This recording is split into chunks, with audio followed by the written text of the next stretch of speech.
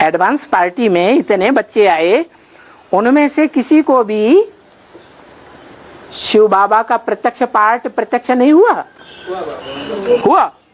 राम जी भाई को हो गया है। लेकिन माया कहती है मैं फाइनल परीक्षा अभी लूंगी। अगर फाइनल परीक्षा में नीचे ऊपर हो गए, बाप भूल गया, तो निश्चय बुद्धि कहेंगे या अनिश्चय बुद्धि कहेंगे? अभी भी जो आज कहते हैं कि हम अनिश्चय बुद्धि है, हम कभी भी अनिश्चय बुद्धि नहीं बनेंगे। वो अनिश्चय बुद्धि बनते जा रहे हैं या नहीं बनते जा रहे हैं? नहीं बनते। कितने बनते जा रहे हैं। और जो अनिश्चय बुद्धि बनते हैं वो ही बच्चे होते हैं जिन्होंने भट्टी की है, जिन्होंने निश्चय पत्र लिख के दिया है, स्टाम्प पेपर पर लिख करके दिया है, नोटरी करा के भी दिया है। वो ही बाप के ऊपर अनिश्चय बुद्धि बनते जा रहे हैं, जबकि अभी फाइनल पेपर हुआ ही नहीं है, तब ऐसा हाल है। तो बाप गुप्त है या प्रत्यक्ष है? गुप्त है। अरे बच्चा पेट में है, गुप्त है। कोई कैसे जानेगा कि बच्चा प्रत्यक्ष है, बच्चा है कि बच्ची है? कैसे जानेगा? है पैदा होगा कि मुर्दा पैदा होगा, कैसे जानेगा? जानेगा? नहीं कह सकता ना। तो अभी गुप्त है, इसलिए संशय आता है, घड़ी घड़ी संशय आता है, घड़ी घड़ी निश्चय आता है। आज अनिश्चय बुद्धि होते हैं, कल फिर क्लास में आके बैठ जाते हैं, बाप को पहचान लेते हैं।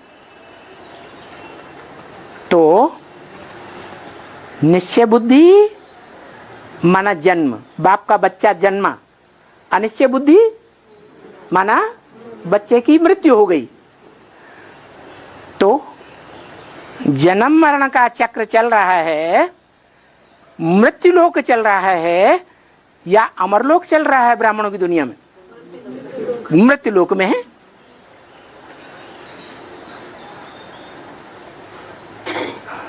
जिसको अव्वल नंबर ब्रह्मा कहा,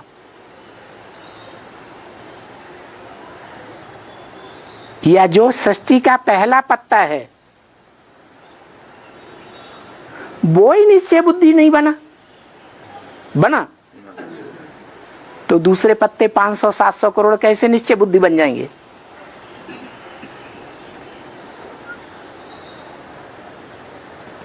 इसलिए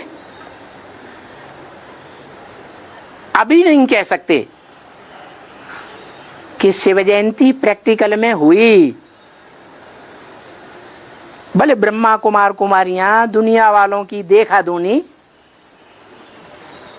38वीं शिव जयंती, 40वीं शिव जयंती, 78वीं शिव जयंती मनाते आ रहे हैं।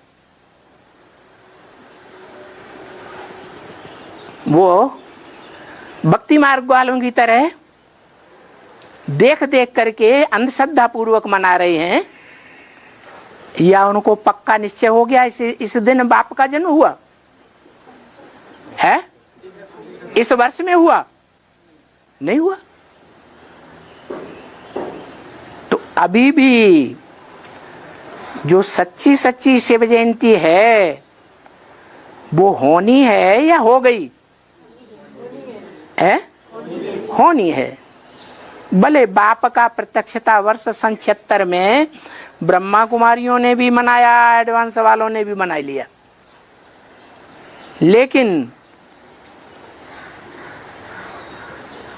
वो शिव बाप का प्रत्यक्षता वर्ष मनाया या मनुष्य सृष्टि के बाप राम बाप का प्रत्यक्षता वर्ष मनाया? और राम बाप का प्रत्यक्षता वर्ष हुआ, शिव बाप तो प्रत्यक्ष नहीं हुआ। तो शिव बाप जब प्रत्यक्ष होगा तो वो ज्ञान कैसा होगा? बता भी दिया व्यक्तवाणी में। क्या बताया है? गाई हुई है जनक की 1 सेकंड में जीवन मुक्ति। वो सेकंड कि जो बाप को देखे, जिस सेकंड में देखे इन आंखों से, और जो इन कानों से बाप के 2 शब्द भी सुने, उसके लिए गारंटी है कि वो अव्वल नंबर स्वर्ग में क्यों नहीं आवेगा। अव्वल नंबर स्वर्ग कौन सा है? कौन सी युग में है? संगम युग में। तो कितने आवेंगे? है ऐसे 4.5 लाख निकलेंगे। जब रुद्र यज्ञ रचते हैं तो कोई बड़े बड़े सेठ होते थे, वो लाखों की तादाद में सालग्राम बनाते थे। वो कहाँ की यादगार है? इस संगम युग की यादगार है। वो निराकारी स्टेज को धारण करने वाले, जिनका कोई भी देहधारी में लगाव नहीं रहता था, जिनकी किसी देहधारी से पटती नहीं थी, ऐसी 4.5 लाख आत्माएं निकलेंगी। ऐसी स्टेज वाली। उस समय जो मुरली रूप धारण करेगी, वो लंबा लंबा रूप धारण करेगी, वर्षों तक सुननी पड़ेगी, या 1 सेकंड में परिवर्तन कर देगी। तो वो भगवान का, गॉडफादर का पार्ट, जिसकी यादगार है महाशिवरात्रि, बड़ी ते बड़ी कल्याणकारी रात्रि, जिसमें बाप प्रत्यक्ष होते हैं। ऐसी अज्ञान अंधकार की रात्रि जिसमें 500-700 करोड़ की दुनिया तो डूबी हुई है ही, लेकिन जो कहते हैं कि हमें ब्रह्मा के द्वारा साक्षात भगवान मिल गया, वो बीके वाले भी अज्ञान अंधकार में आ जाएंगे। अभी भी अज्ञान अंधकार में है या ज्ञान में है? क्यों अज्ञान अंधकार में है? और सारी दुनिया को ज्ञान दे रहे हैं। हाँ, बाप को तो पहचानते ही नहीं। जो ब्रह्मा कुमार कुमारी जो बाप को पहचानते ही नहीं, उसका मूल कारण कहां से पैदा होता है? हाँ, ब्रह्मा बाबा ही नहीं पहचानते थे। क्या ब्रह्मा बाबा ने सन 36 से बाप को पहचाना, प्रैक्टिकल रूप को? है? क्यों नहीं पहचाना? है? साक्षात्कार नहीं। मूल कारण ये था कि शिव बाप है गरीब निवाज, साहूकारों को नहीं देता है। पहले किसको देता है? गरीबों को देता है। गरीब दुखी होते हैं या सुखी होते हैं? सबसे बड़ा दुख क्या होता है? गरीबी। नहीं दरिद्र सम पातक पुंजा। दरिद्रता माने गरीबी के सिवाय दुनिया में कोई भी पापों का पुंज नहीं है। सबसे बड़ा दुख होता है रोटी, कपड़ा और मकान का। बाकी तो अपने मन के माने हुए दुख हैं। तो बाप आकर के गरीब निवाज बन करके आता है, साहूकार निवाज बन करके नहीं आता है। और ब्रह्मा कुमार कुमारियां क्या समझे बैठे है कि दुनिया का, कम से कम भारत का जो बड़े से बड़ा हीरों का व्यापारी था, उसके तन में बाप आया। नई दुनिया बनाने वाली वाणी सुनाई, गीता ज्ञान दिया और चला गया। और धर्मपिता ने क्या किया?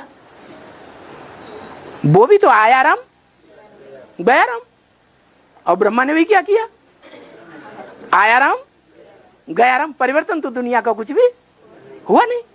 और शिव बाप क्या करते हैं, मुरलियों में बोला है, और धर्म पिताएं आते हैं, चाहे वो ब्रह्मा ही क्यों न हो, चंद्रवंश की स्थापना करने वाला, और जो धर्म पिताएं आते हैं वो धर्म की स्थापना करते हैं, नई दुनिया नए संगठन की स्थापना नहीं करते, और न पुरानी दुनिया का, पुराने संस्कारों का, पुरानी परंपराओं का विनाश कराते। और मैं क्या करता हूं, मैं पुरानी दुनिया का विनाश करा के जाता हूं और नई दुनिया की राजधानी स्थापन करके जाता हूं। तो क्या ब्रह्मा के द्वारा यह कार्य हुआ? नहीं हुआ। न नई दुनिया स्थापन हुई। कहेंगे हाँ ये ब्रह्मा कुमार कुमारियों का संगठन सारी दुनिया में फैला हुआ है, यही तो नई दुनिया है। महलमाड़ियां, अटारियां, अंडरग्राउंड कंक्रीट के मकान बन गए, यही नई दुनिया है। इससे बड़े तो दुबई में बने हुए, तो वही बड़ी दुनिया हो गई नहीं। बाप कहते हैं कि मैं महाशिवरात्रि पर प्रत्यक्ष होता हूं, प्रत्यक्षता रूपी जन्म लेता हूं। जैसे बच्चा जन्म लेता है, तो जब जन्म लेता है तो जो देखेगा कहेगा बच्चा जन्म लिया, प्रत्यक्ष हुआ। जो आवाज सुनेगा, पड़ोसी होगा आवाज सुनेगा, वहां की आवाज सुनेगा तो उसके दिल में आवेगा बच्चा पैदा हुआ। तो इसी तरीके से जो नजदीकी आत्माएं हैं, जन्म जन्मांतर की नजदीकी आत्माएं हैं, वो माला के मणकों के रूप में नंबरवार बाप को पहचानती जाएंगी। कब से? महाशिवरात्रि से। तो उस समय मुरली जो है आखिरी रूप धारण करेगी कि नहीं करेगी? मुड़ जाएगी या ऐसे ही बोलते रहो असर किसी ऊपर कुछ भी नहीं होता।